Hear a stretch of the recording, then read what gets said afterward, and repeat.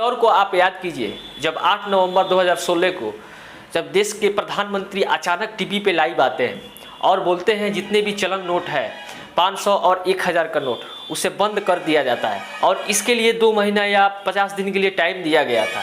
लेकिन क्या ऐसा लगता है हमारे देश से घूसखोरी, करप्शन या जितने भी जमाखोरी है ये बंद हो गया? लेकिन ऐसा नहीं हुआ। फिर भी एक राहुल गांधी ने एक प्रश्न उठाया था पहले, आप उस चीज़ को याद रखिएगा।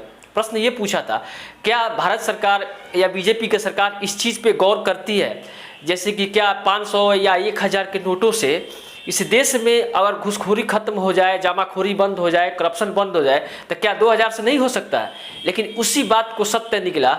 लेकिन आज ऐसा दिन आ गया है जब 2000 का नोट आया हुआ था, आने के बाद बहुत बड़े बड़े एंकर, बहुत टीवी के चैनल, गोदी मीडिया भी ये बोल रही थी 2000 के नोटों में बहुत बड़ा आधुनिक चीज़ से बनाया गया है। उस चीज़ में एक्चुअली होता था, मीडिया के द्वारा बताया गया 2000 के नोट में एक चिप्स होता है, जीपीएस सिस्टम होता है जो लगभग 25 से 30 फीट अंदर ज़मीन के अंदर जाने के बाद भी पैसा का पता लगा सकता है और कहीं भी आप छुपा सकते हैं। लेकिन ये बात जितना भी था कथित रूप से था, इसमें कोई सत्यापन नहीं था, कोई सत्य नहीं था।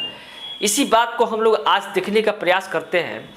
आज 2-4 दिन पहले इस चीज़ को आप गौर कीजिए। सबसे बड़ा चीज़, इस देश का प्रधानमंत्री जब 3 दिवसीय विदेश यात्रा पे हो, ना किसी वित्त मंत्री का ट्वीट आया, ना किसी वित्त मंत्रालय से बयान आया, नहीं 2000 नोटों का बंद किया जाता है।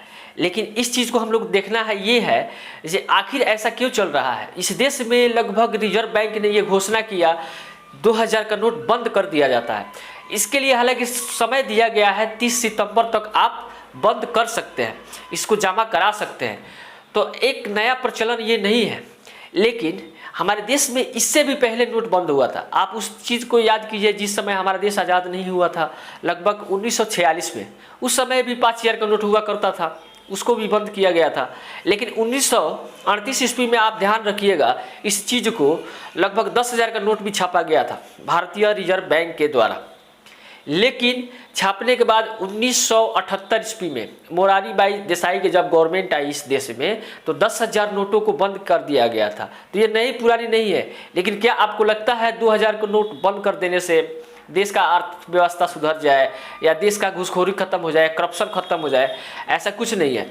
लेकिन फिर भी जितने भी देश में बड़े बड़े गोदी मीडिया है, इस बात को एक रात में बाबा को स्टार बना देती है, बड़े बड़े कामों को, जिस चीज़ को हम लोग जानते भी नहीं है उस चीज़ को लेके मुद्दे को बड़ा बड़ा स्टार बना देती है। लेकिन फिर भी ये गर्व करने की बात है, इस देश का सत्यपाल मलिक जी है, जो जम्मू कश्मीर के गवर्नर रह चुके हैं, राज्यपाल रह चुके हैं, इससे पहले बिहार में भी थे, बहुत ऐसे 4 राज्य में काम किए।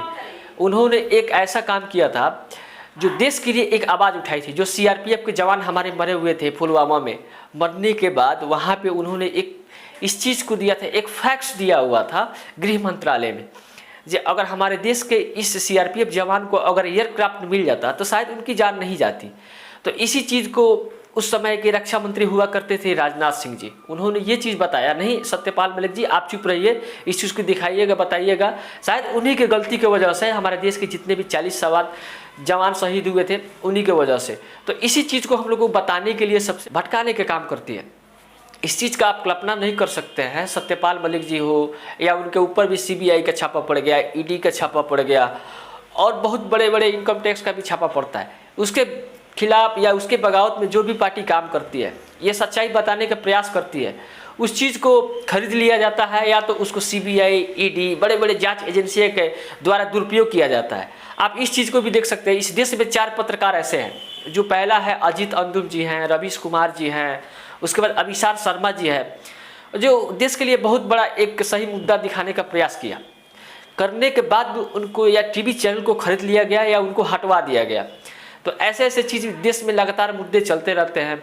और इस देश का जितना भी बड़ा बड़ा नेशनल चैनल हो, मीडिया हो, ये कभी भी दिखाने का प्रयास नहीं करती है जो देश की सच्चाई क्या है, ओरिजिनली क्या है। आप देख सकते हैं जिस देश में जितना रोजगार का मुद्दा नहीं दिखाती है, बेरोजगार का मुद्दा नहीं दिखाती है, शिक्षा का भी मुद्दा नहीं दिखाती है, और जितने भी बड़े बड़े करप्शन के लोग हैं उनके पे नहीं दिखाती है। लेकिन एक मोदी आ जाता है, अगर वो कहीं बोल दे तो उनको दिखाया जाता है, अगर छोटा छोटा भी काम करे उनको दिखाया जाता है। लेकिन इस देश के लिए जो इंसान मर रहा हो, जिसके लिए काम कर रहा हो, उस चीज़ को नहीं दिखाया जाता है। उस मुद्दे को भटकाया जाता है ताकि देश का जनता उस चीज़ को देखे तो सच्चाई पता लग जाए। जब सच्चाई पता लग जाए तो शायद उनको वोट ना करे, शायद उनका गवर्नमेंट ना बन पाए। एक चीज़ को आप देखिए, अभी भी हाल फिलहाल चुनाव हुआ था कर्नाटका में, वहाँ पे बीजेपी की गवर्नमेंट हार गई और हारने के बाद वहाँ के एक ओबीसी के नेता जो क्यों नहीं दिखा रही है भाई, इसमें क्या प्रॉब्लम है दिखाने से? लेकिन नहीं, लेकिन सारा प्रॉब्लम है यहाँ पे मोदी गवर्नमेंट। और मोदी गवर्नमेंट में बहुत सारे ऐसे भ्रष्टाचार लोग हैं जिनके ऊपर बहुत सारे जांच हो रही है, या सीबीआई के जांच हो, ईडी का जांच हो, बहुत बड़े बड़े मुद्दे हो रहे हैं, लेकिन उनको दिखाने के लिए प्रयास नहीं किया जाता है। तो यहाँ पे ओबीसी के एक नेता है कर्नाटका में जो कांग्रेस से जीते हुए हैं और उनका लगभग 125 से भी ज़्यादा सीट आया था, 125 से भी ज़्यादा सीटें आए थे, उनको नहीं दिखाया जा रहा, उनका हेडलाइन नहीं बनाया जा रहा था। और सेकंड और एक प्रश्न है, इसमें हम लोग देखने का ये प्रयास करना चाहते हैं। आप देख सकते हैं यहाँ पे जितने भी सत्यपाल मलिक जी ने अपना भाषण दिया, इस चीज़ को ओपन किया, दिखाया, लेकिन कोई भी ऐसा टीवी चैनल नहीं है जिनके ऊपर उनको हेडलाइन बनना चाहिए था। इसलिए बनना चाहिए, उन्होंने देश के लिए एक अच्छा काम किया, देश के सैनिकों के लिए आवाज़ उठाने के बाद सच्चाई बताने का प्रयास किया, गवर्नमेंट का पोल खोला, लेकिन कोई भी ऐसा टीवी चैनल हो नहीं दिखाया उनको। तो आगे